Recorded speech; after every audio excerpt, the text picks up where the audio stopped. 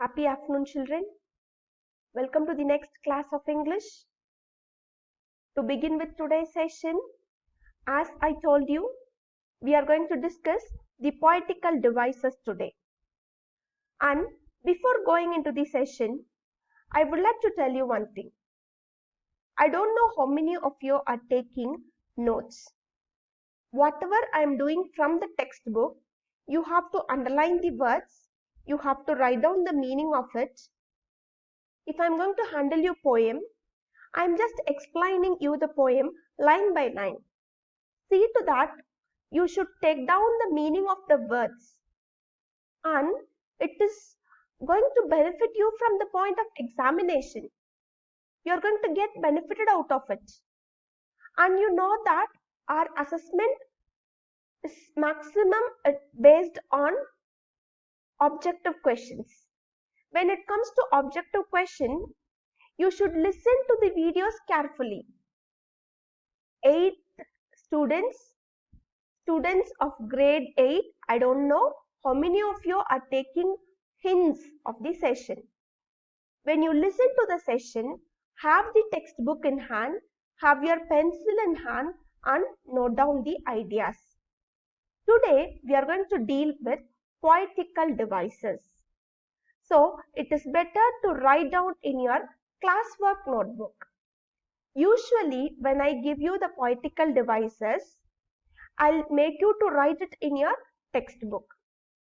What you are going to do now is, you are going to write in your textbook, and today we are going to discuss many poetical devices. This poem is a very important poem, and so we are going to discuss many poetical devices.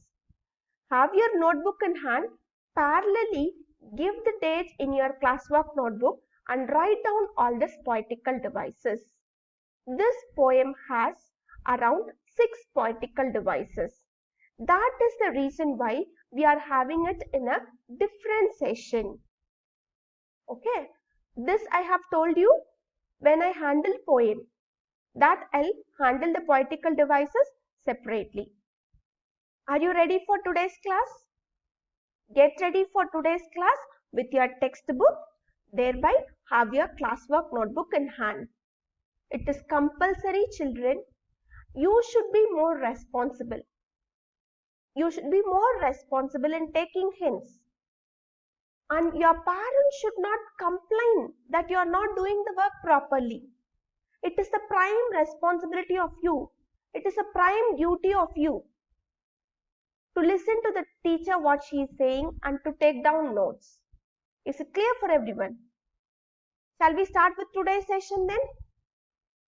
Okay, let us go into today's session. Here, what we are going to do today is, we are going to see the poetical devices of the poem My Cavity. And to the left side, I have given you the image of the My Cavity. And you may ask me a question, ma'am, you are giving stress to these poetical devices. You are giving good number of emphasis to these poetical devices. Why it is important? Let me give you idea from the poet's perspective.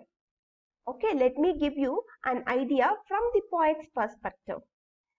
So, poetic devices are tools used by a poet to create a rhyme or to enhance its meaning or emotion. So here the word which is hidden is meaning or emotion. Come on, take it down. Poetic devices are tools used by a poet to create a rhyme. You know what is called rhyme, and I have already discussed the rhyme scheme of the poem with you. The poem has the rhyme scheme of A, B, B. Is it clear? Poetic devices are tools used by a poet. Okay, it is used by a poet to create a rhyme or to enhance its meaning or emotion. When we imply a poetic device, the poem will become more meaningful. So the word which is hidden here is meaning or emotion. When we imply a poetical devices, the meaning of the poem will become more beautiful, or you can see it will become more descriptive, and the emotions which is portrayed through the poem will also be stressed over there when we make use of poetical devices. Are you clear with this? Why we are stressing on poetic devices and why the poet gives importance to poetic devices?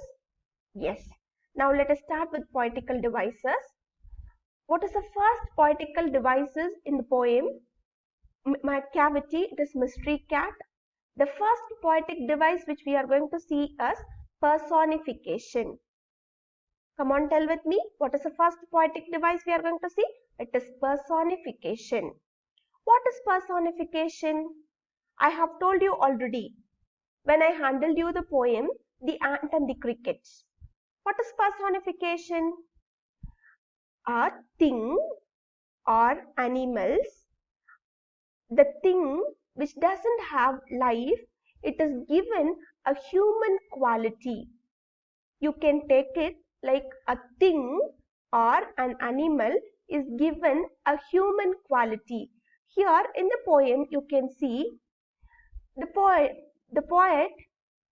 describes this character Macavity as a human being. The cat is given human qualities over here.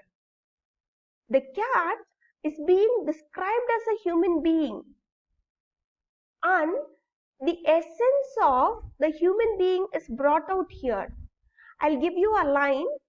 See this line, children. Wait for a while. See to this line. You could see this line. For when they reach the scene of crime, Macavity is not there. When the police force reach the scene of crime, Macavity is not there. So who is this? Macavity is a cat. But when we read the line, we could see that it doesn't sound like a cat over here. It sounds like a human being. Are you able to get the idea, children? That is why we give the poetic device called personification. A cat is attributed with the quality of a human being. Are you clear with this poetic device personification? Okay, a cat is attributed with the quality of a human being. Come to the next figure of speech now. The next figure of speech in the poem is exaggeration. When I taught you the poem, I told you about exaggeration. What is exaggeration? If you have taken down notes over there, then it will be easy for you here to say, tell me what is exaggeration. What is exaggeration, children? Exaggeration, yes. When you say something, the way which you tell it, the intensity which you give to increase, to give a better idea or to give a worse idea. The way which you tell things, the intensity which you use, you can tell it in a better way or you can give it in a negative way. That is in a worst manner. That is called exaggeration.